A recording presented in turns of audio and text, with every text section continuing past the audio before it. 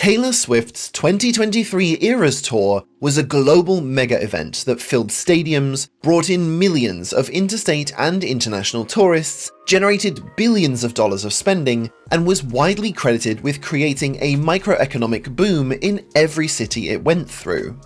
On the other hand, this year's FIFA World Cup was a global mega event that filled stadiums, brought in millions of interstate and international tourists, generated billions of dollars of spending, and was widely criticized for having no real material impact or even a negative impact on the local economies of host cities and host countries.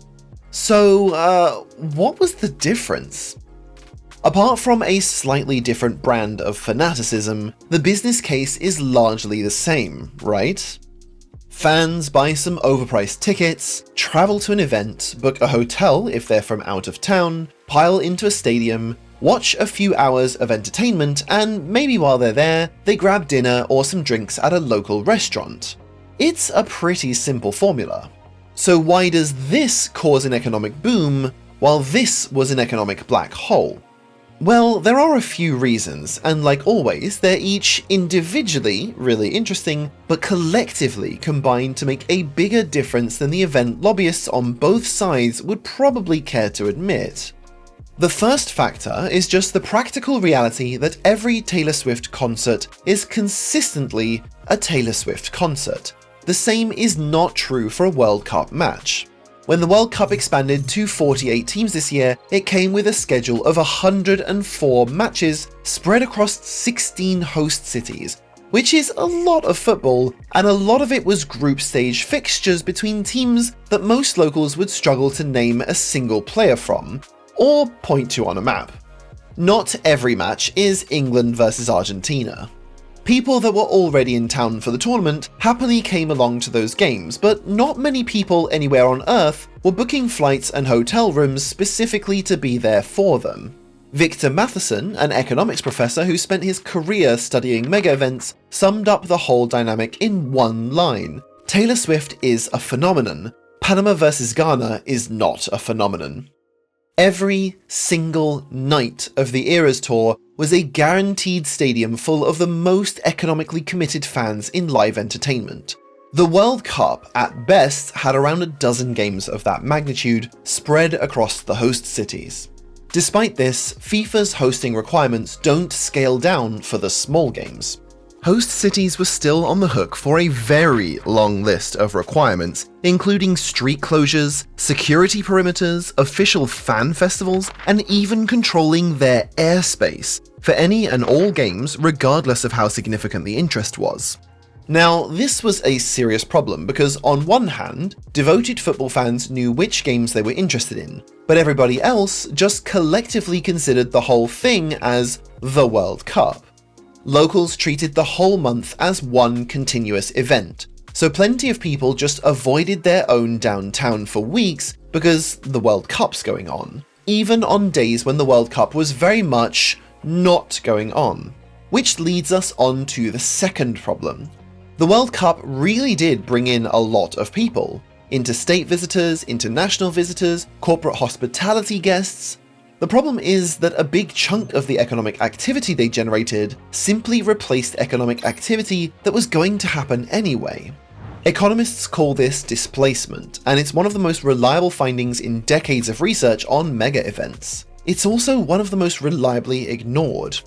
A big city's hotels, restaurants, and airports don't just sit empty in a normal June. They're usually full of conferences, family holidays, business travelers, and any other regular tourists. But when hundreds of thousands of football fans descend on a city, a lot of those regular visitors just don't come. Matheson again said, "You've displaced your regular visitors with foreign tourists. In the best case, those regular visitors simply shift their trips to later in the year. In the worst case, they skip the city entirely and total net spending barely moves." Now, the data on this year's tournament is extremely new. The final was played only days before this video goes up, but the early results already tell a pretty consistent story. According to card processing data from Moneris, total spending at Toronto bars and restaurants between June 12th and June 26th, the city's stretch of the group stage matches, was up just 3% on the same period a year earlier, practically meaningless after inflation.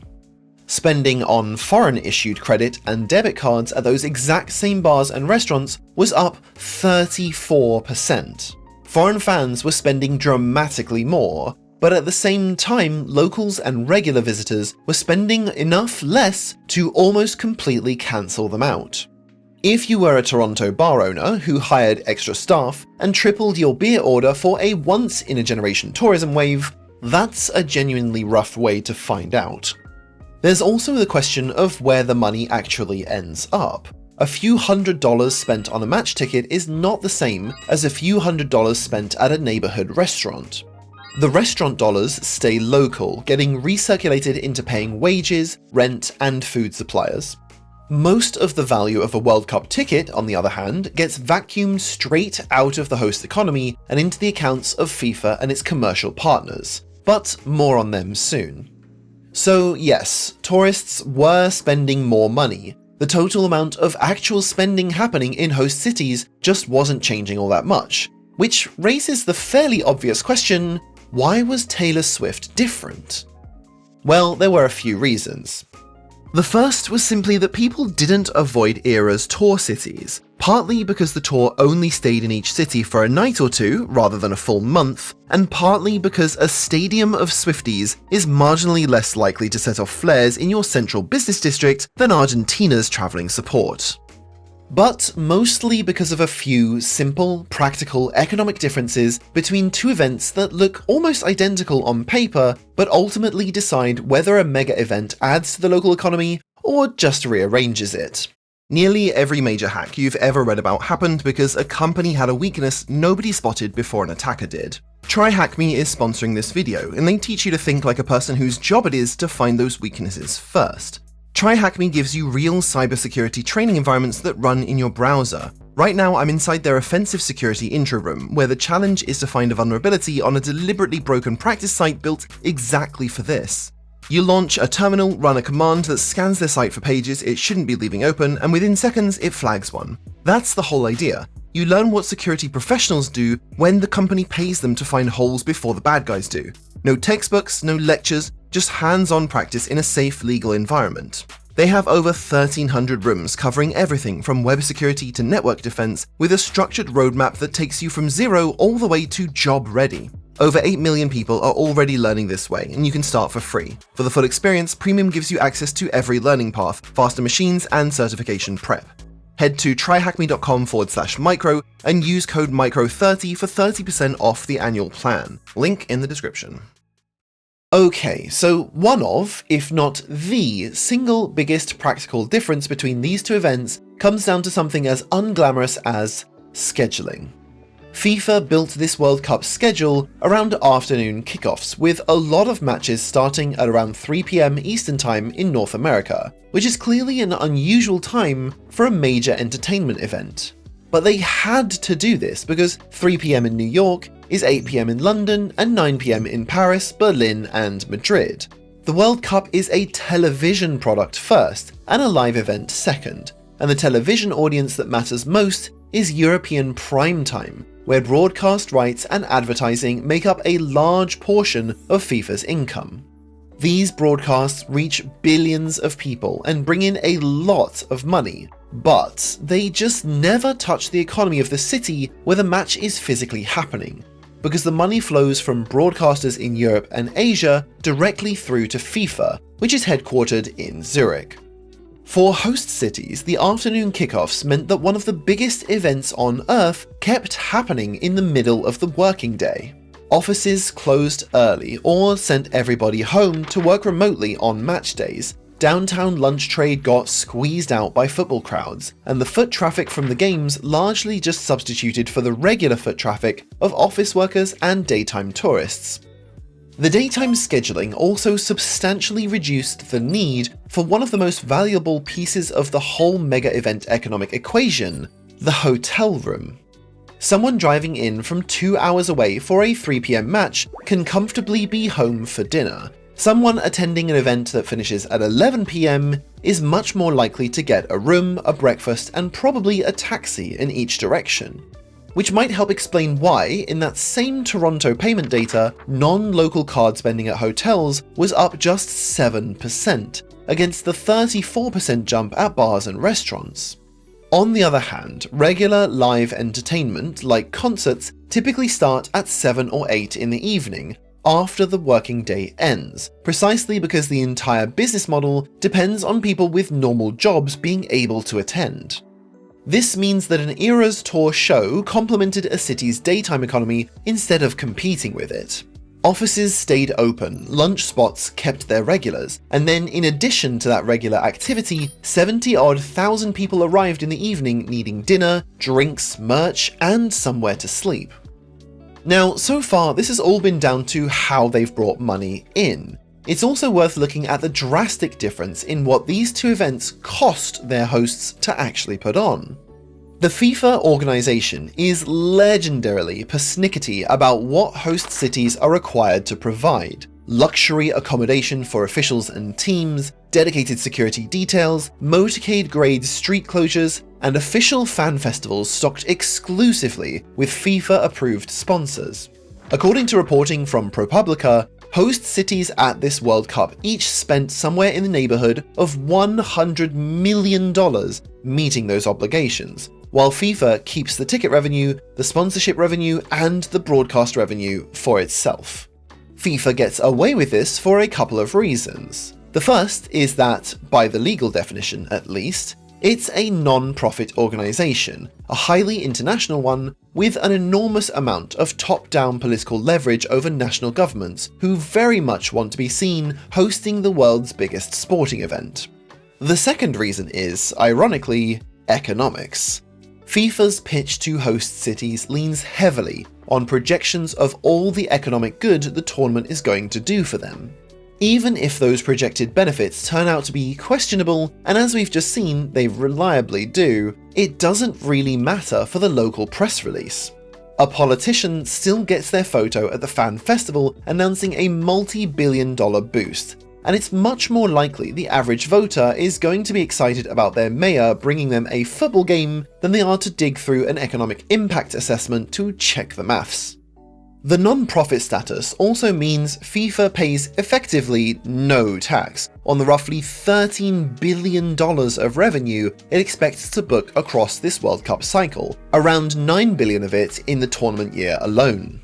As a condition of hosting, that tax-free treatment also gets extended across FIFA's whole commercial ecosystem. Host cities even agreed to exempt World Cup tickets from sales tax, which happens to be one of the few direct mechanisms a local government has for clawing back a share of all that visitors' spending. Taylor Swift, on the other hand, whatever you want to say about her ticket prices, has never claimed to be a non-profit. For-profit events shoulder their own costs as a matter of course. The Eras Tour paid for its own production, put up its own crew, hired its own security, and rented its stadiums at commercial rates from venue owners who were entirely free to say no. All things considered, this was actually a particularly generous World Cup as a point of comparison on expenses. Taylor Swift has never asked a country to build her a stadium. FIFA has, repeatedly. Qatar built 7 brand new stadiums for the 2022 World Cup at a cost of somewhere between $6.5 and $10 billion as part of an estimated $220 billion national makeover to get the country tournament ready. Brazil spent somewhere between $11 and $15 billion ahead of the 2014 tournament, including roughly $300 million on a 44,000-seat stadium in Manaus, a city in the middle of the Amazon rainforest with no major football club to use it afterwards. Now, that didn't happen in America this year. All 16 host venues were existing stadiums. This might seem like a rare case of a host country actually winning the negotiation. Except the reason America already had a full set of World Cup capable stadiums is that America already has an enormous amount of sporting events filling them. So yeah, once again, this creates a problem of substitution. A household's entertainment budget is mostly fixed, so the money that went towards World Cup tickets came, in a lot of cases, out of the same pot that would have otherwise paid for basketball games, concerts, and theme park trips that summer. Now, to be completely fair, this is the point where both sides deserve a bit of scrutiny, because event organisers of every stripe have an incentive to overstate their economic impact when they're asking cities to accommodate them. Taylor Swift's promoters and FIFA's economists both use the same basic math.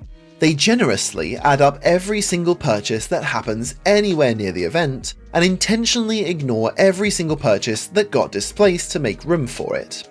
That's how you get studies claiming that the Eras Tour generated around $5 billion in US consumer spending, a figure that was later revised up to $6.3 billion for North America.